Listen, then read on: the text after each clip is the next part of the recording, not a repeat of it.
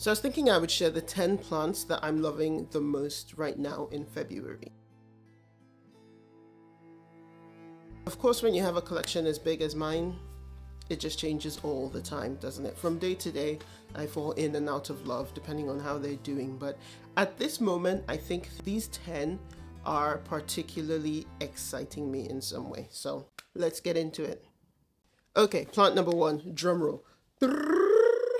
My Anthurium Luxurians. I am currently obsessed with this plant. When I say obsessed, I mean I'm obsessed with this plant.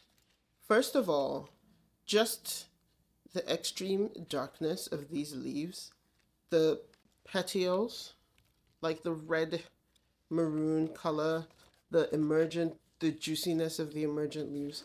Honestly, I can't get enough of it.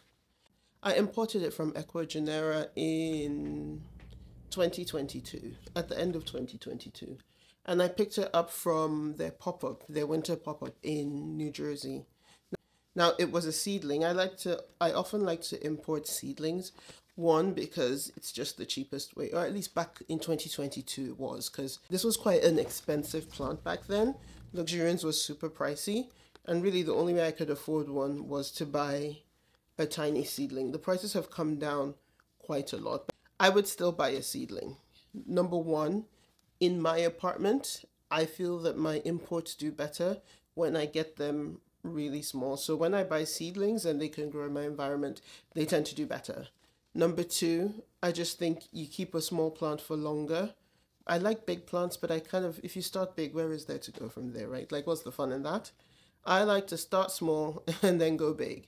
And also, because I don't have a lot of space, getting seedlings really does give me time to figure out where the plant's going to fit in my space, like how I'm going to style it, and I just enjoy it more. So honestly, never has an import acclimated so well and so easily in my space. It grew roots almost instantly, had no problems pushing out new growth. So as soon as it was fully rooted, I moved it from my grow tent, where I tend to put all my fresh imports, onto a shelf in my bedroom. Now, this plant is on the top shelf in my bedroom, and it is getting, when I say this plant is getting very little light, I mean it's getting very little light. Like, I really should do something about it and give it, and really all the other anthuriums, they're a bit more light, but it's getting almost no light. But does it care? No, it's thriving. I think if it was in more light, the leaves would be getting bigger and bigger, like it would probably be huge, but I don't mind the size, actually. I think it's cute like this. It is quite a prolific grower, more so than I was expecting it to be. I'd heard that these are quite slow, but it's not that slow. Not compared to other anthuriums. I think it sort of grows at the same kind of rate as everything else, in my opinion. If you were thinking of starting with anthuriums and you don't have one and you're not sure where to start, this is actually surprisingly a really good first choice. It's such an easygoing plant. It's very, very forgiving. It doesn't need high humidity. It doesn't need loads and loads and loads of light. Honestly, it's an easy plant to care for. You do need to water it quite a bit, but that's true of pretty much all anthuriums. So here she is, number 1. Number 2 is a plant that I've had in my collection for actually a really long time. I definitely got it in 2020, either at the end of 2020 or the beginning of 2020 when I got it. This is the one and only plant that I ever bought from Plantarina's website. I was obsessed with the idea of it and I wanted it desperately at the time. This is my Calathea Warscewiczii. I wanted this plant so badly. Back then I looked for it everywhere, like high and low, and I could not find it. It's surprising how difficult it was then to find some specific Calathea, and this was one of them, but I just really wanted it. And the only place I found one was on Plantarina's website. It was on the pricier side for a Calathea, in my opinion, but I also really wanted to make sure that I got one from good stock because Calathea were a bit tricky for me. I think I only had one. an orbifolia. So this was my second Calathea. I've actually only ever had 2 Calathea, so I don't know why I'm saying that. But anyway, I had only had the orbifolia, and I heard that this one was not the easiest, so I wanted to make sure that I got a good one to begin with. And it came in, it was tiny. It was like 2 shoots, but it grew really well. You know, after a lot of trial and error, I sort of figured out how to grow it, and then I grew it massive, and it was huge and beautiful. But the thing about it was that I was having to water it so much to just keep up with it in New York City winters. The thing about this plant is, yes, they like high humidity. The reality is more than that. It has to be evenly moist all the time. And it is just a thirst bucket. It just drinks water. It's a thirst bucket of a plant. It's also the only plant I own that genuinely suffers in any kind of direct light. This is not a plant that needs much light. This is quite a low light Calathea. It's like 10 feet away from the window, pretty far away from a weak grow light, and that's just how it likes it. In the end, the foliage on the plant just got dry. I went on holiday over the summer. It wasn't watered correctly. It was watered with tap water. She's the diva. She only drinks distilled water. This is the only plant in my apartment that only drinks distilled water.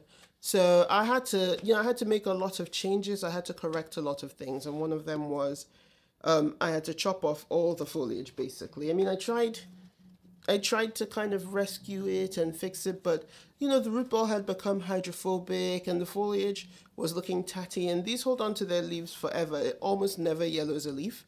So I knew it was just going to look horrible, and there just was no point. So I chopped off all the foliage about, not long ago, maybe 2 months ago. At the beginning of December, end of November, beginning of December, I chopped off all the foliage. I don't know if you can see, but I chopped it down. This is the last of what was left. I chopped off all its foliage, and then I divided the remaining root ball into 3, 2 3/3 away, and just kept 1/3 of the root ball.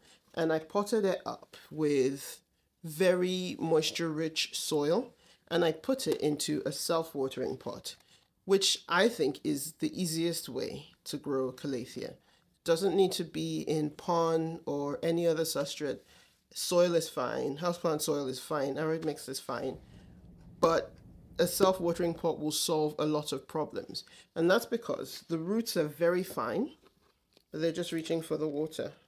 I'm just going to open it up to show. So these are the roots, and they just kind of sit there in the water.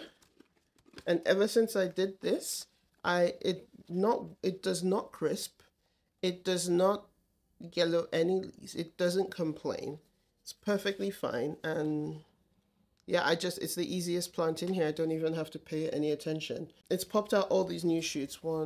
There are 4 new shoots that have grown since I chopped it, and everything is looking much better than what was there before. And this is still the middle of winter, so my guess is that by spring, like by May, it's going to be a luscious, you know, beautiful plant, and I'll have to figure out what to do when it outgrows this this vessel. Like, I'm not sure what I'm going to do about the roots. I'll probably have to cut the pot off. So that should be interesting, trying to repot this into a bigger self-watering pot, but I'll cross that bridge when I get there. This is my Calathea Warscewiczii. For plant number 3, I'm going to show it rather than bring it to you, and that's because I'm afraid to touch it. I am afraid to touch this plant because every time I look at it, sneeze at it, just do the slightest thing, it drops leaves. Literally every time. So I'm just gonna take you over to check it out. This is my Burro's Tail Succulent. I bought this in 2023. I got it from a plant shop in Elmhurst in Queens. It's called My Bonita Garden, and it's one of my favorite shops in New York City, actually. It's a bit of a hidden gem. Like, it's a trek out there, but when you get there, they have so much good stuff. And I've got a lot of plants there, and every single plant from there has been a banger. Like, they all have amazing genes. The owners of that shop know how to pick really good plants. I have never had one from my Bonita Gardens that didn't thrive, that didn't do well. So it used to sit by my window. I mean, it's still by the window, but it actually used to sit on top of the heating unit, the radiator, and it did really well there. It's because the window is south facing, so it gets lots of light, which it loves. But then it outgrew the pot and I needed to repot it, but I lost so many leaves. When I say I lost leaves, I mean I lost so many. It was a bit of a disaster of a repot, and I've sworn off repotting this thing ever again. Post the repot, it's just been growing lots of extra leaves. So all these shoots here, I don't know if you can see, all these shoots here were a result of basically it branching off and creating new stems after so many broke off. But I think it's starting to trail. I don't want to touch it too much because I'm telling you, if I sneeze at it, they drop off. It's gorgeous. I think it goes really well with this pot, but also I just know that I'll never repot this plant again. Like, it's going to live here forever. Number 4 is another anthurium. When I say I worked really hard to make sure every plant in this video wasn't an anthurium, I mean it. Left to me, I think my top 10 would constantly just be nothing but anthuriums. I'm obsessed. But anyway, here is another anthurium, number 4. It's my Anthurium Waterburyanum. Now, this is a plant that I imported in literally my first ever batch of imports. So the first time I ever imported plants, which was winter of 2021. I want to say like December 21 / January 22 was the first time I ever imported plants. And this one was in that batch. So Anthurium Waterburyanum, it was a seedling. I put it straight into the grow tent, did all the things, and it was doing great. But then I transferred it from the grow tent out into open air because I was like, I'm gonna grow this plant in open air. The joke was on me because basically all the leaves did this. They all sort of shriveled up and did this. And for a while there, I thought I was going to lose the plant, and I just, you know, when something is just annoying and a pain and everything you do to try to fix it doesn't help. So I sort of stopped really caring about it because I was focused on the wrong things, right? I thought it was like more humidity, this, that. Had I known then what I know now, I think I would have tried to find the correct medium to pot it in that would allow me to basically water it every other day or every day. And I think it would have been okay. But you never know with this. This is quite a fussy anthurium anyway. So it may be just a plant that needs to live, that needs to always be in a grow tent. I don't know. I put it back in the grow tent and it gave this leaf. And I was super excited because I was like, oh, finally it's doing what I wanted to do. And this is why I bought it, right? For these beautiful long leaves. And because it was a seedling when I got it, I had never seen it with like big leaves. But then most recently, I potted it into tree fern fiber and I started watering it even more consistently. Look at the new leaf. It's so spectacular. It's fat, it's long, it's juicy. It's the stuff dreams are made of. This is one of my best Ecuagenera purchases. The problem is it is a little bit difficult, but I think I've cracked it. It does need a support. Like, this is probably a plant that will do well on a moss pole. I have these pot extenders I got from Russo Plant Care, so I'm going to be stacking those up just to give it some extra support, encourage it to grow more roots, and then I will eventually, I think, give it a moss pole. But I haven't decided what I'm doing with it long term, because obviously the bigger it gets, the more crowded it is in my tiny, tiny grow tent. I have a very small grow tent, apartment sized. Can only fit this. It has this and my queen anthurium, and there's basically no space for anything else. Okay, and now we're into plant number 5. Another Ecuagenera import. I got it sometime late 2020, early 2023. Yes, I imported it in 2023, and This is probably, of all my philodendron imports, nothing has bounced back easier than this guy, because it came looking like I was really nervous when I got it. I was worried that I wasn't going to make it. And then 2022, summer 2022. Anyway, whatever. I imported it from Equa. I picked it up and it didn't look so hot, but look at it now. This is my Philodendron SP Colombia.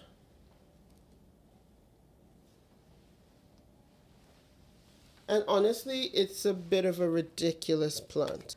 When I got it, I gave it a moss pole, hoping, because at the time, no one knew whether this was a crawler or a climber.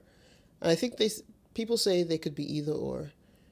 It didn't want to climb, so I put it in this pot, a bit wide, and let it crawl, and it seemed happy with that. And then now it's like semi-climbing out of the pot with no support, so it's not quite a proper crawler like Gloriosum. It's not quite a proper climber like Glorious. It's basically L-shaped, which is really annoying.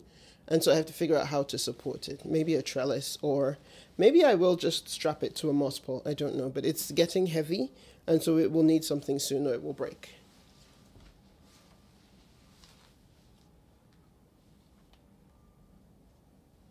If you're enjoying my selection so far, don't forget to hit the like button and subscribe to see more of my indoor jungle. Now, back to our regularly scheduled programming, plant number 6. I mean, it was only a matter of time before I brought another Anthurium back into play. And number 6 is this.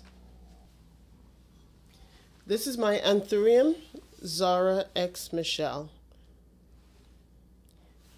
I'm extra proud of this Anthurium because it's the first Anthurium that I grew from seed. Like I bought the seeds and germinated them and grew it, and here it is. I have another one in the bedroom, but this one is slightly bigger. I'm so proud of this plant. I love this plant. I did recently repot it and it's now doing well, but I think the potting mix here. It's in this really chunky potting mix where that's quite airy, so the roots are doing really well. The plant is thriving. However, because it's so chunky, I basically struggle to keep it moist enough, keep up with the watering, so it's getting these crispy bits, which if I didn't know the plant, I would have said, you know, it needs more humidity, which, yeah, the humidity in my apartment is actually very low, but again, because my apartment is low humidity, I need to be able to water. I need a mix that holds more moisture, and I accidentally made this too chunky. So I'm going to have to fix that and make it a bit more moisture retentive. But it's kind of hard because obviously the plant is enjoying the airiness, you know. You see that there. So obviously the short-term solution is for me to stay more on top of my watering and just water it more often, which I have been doing. And as a result, the new leaf is a lot prettier. It's beautiful. This is number 7, my silver dollar vine, Xerosicius dangui.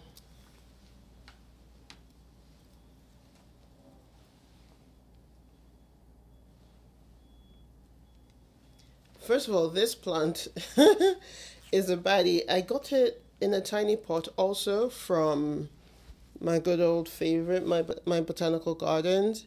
It was in a tiny pot when I got it. It's still in it's still in that same tiny pot, but it's a beast. It's ridiculous. I'm nervous to repot it. I don't know why, but I'm nervous to repot it. I think I should, but I like this pot plant combination so much that I've just been reluctant to do it because I'm worried I won't enjoy it as much, but I should just do it. These two, this was hanging down like all the rest of them, but it's on top of the radiator. So there's a heating vent there, which last winter was not a problem because the heat wasn't on as high. Last winter wasn't as cold. But this winter, with the heat going up a lot higher, it's dried out a couple of these bits, especially because obviously the plant is a lot bigger and is draping over the vent, which is bad for it. So I've had to concede that I won't be able to just have this plant flowing down and that I do need to trellis it. In the meantime, I stuck these two in there just to kind of get the longest vines away from the vent until I decide on what the trellis should look like. I'm not very good at the trellis thing, so I'll have to think about it and figure out what kind of trellis I want to give this guy. If you have any recommendations, if you have any trellises that you like, please do suggest them in the comments. I'm all ears, because I know nothing about trellis. Now, plant number 8 this is a plant that is just near and dear to my heart. I have had this plant since 2020, either late 2021. I bought this plant in 2021 in a small 4-inch pot. Back then, they were all the rage, and it was tiny when I got it. So it's been with me for a few years. It's a big boy now.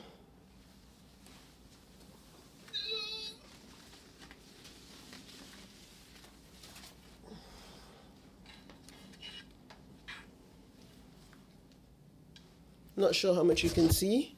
It's really hard to get this plant into the shot. This is a Philodendron Prince of Orange.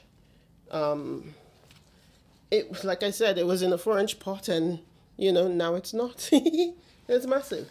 It's got its first set of flowers, and it's just doing its thing, honestly, thriving.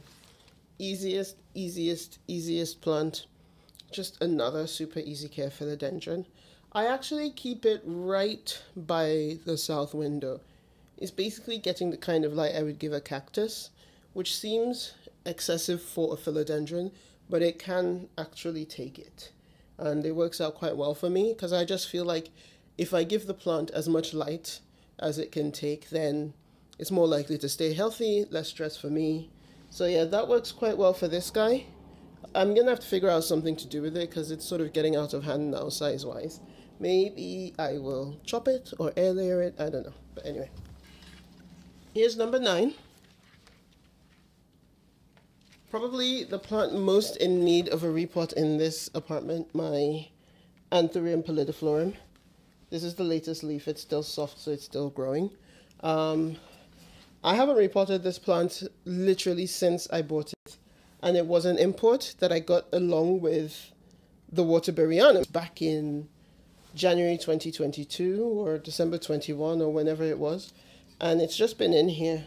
The roots are growing into water. It's an aroid mix, but the roots are now growing into water, and I keep putting off sorting it, but I need to do something about it because it is not maxing out its potential right now, just because Pallidiflorum needs a lot of water. This is a thirstiest plant. It's easy to care for, but it needs a ton of water. It needs a much bigger pot and a lot of water. So I need to repot it. I'm pretty sure as soon as I repot it, the leaves are going to grow even longer. So I'm really looking forward to that, but I kind of have to do some planning for where I'm going to keep all these long, when it gets that massive, like where is it going to live? At the moment, it sits on a bookshelf in my bedroom, which is a really good spot for it. I don't know that as it gets longer, that will be viable. I probably have to move it to a different shelf. Although I have the space, I have shelves in my bedroom, so I'm sure I'll think of something. But anyway. And last but not least, the one that made me think about how much I still love it because it's huge and it's ridiculous. My Monstera Deliciosa. I mean, this plant is pure insanity, the height of ridiculousness. I bought it in a 6-inch pot. There were actually 4 plants in the pot when I got it, and so I took 2 out. I divided it. I took 2 out, and you gave those. I think I had 1 in the bedroom and 1 in my office. I don't know, but it was never going to be huge. Rather, there were 4 plants in that pot, and it was just growing unruly, crazy, absolutely ridiculous. So I just took them out so that I only had 2 in here, and this guy it's out of control, right? It's completely out of control. So here's the new leaf that I walked by that prompted me to say to myself, ooh, I'm falling back in love with this plant. Because, you know, I've had it for so long. Actually, this was the first aroid I ever got. So I've had it for so long that, like, you know, it's just part of the furniture now, basically. But walking past it, I was like, it's still a banger. It's gorgeous. That new leaf is from the second vine. That one is smaller. The leaves are smaller than the one that I consider to be the dominant vine, which is this one. Just taking up all the space in the pot. And eventually I am going to have to probably cut the smaller one because it's taking over the whole apartment. You can't really see any other plants there except for the ridiculous Monstera, which is cool, but, you know, kind of unfair to everybody who wants to watch TV.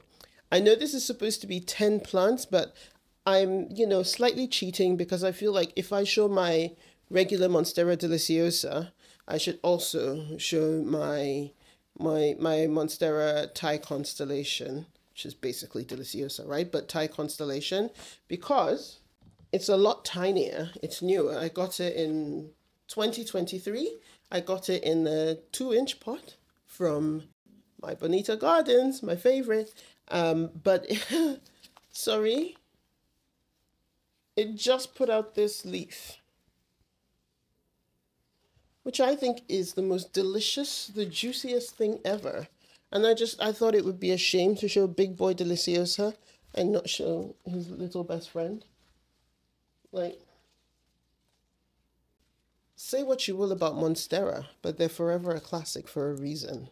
This is crazy. Stunning, right? That's it. My 10 favorite plants for February. I hope you've enjoyed this. Let me know which of these was your favorites down in the comments. Subscribe to see more planty content. I've got loads more good stuff coming where this came from. And I'll see you next time.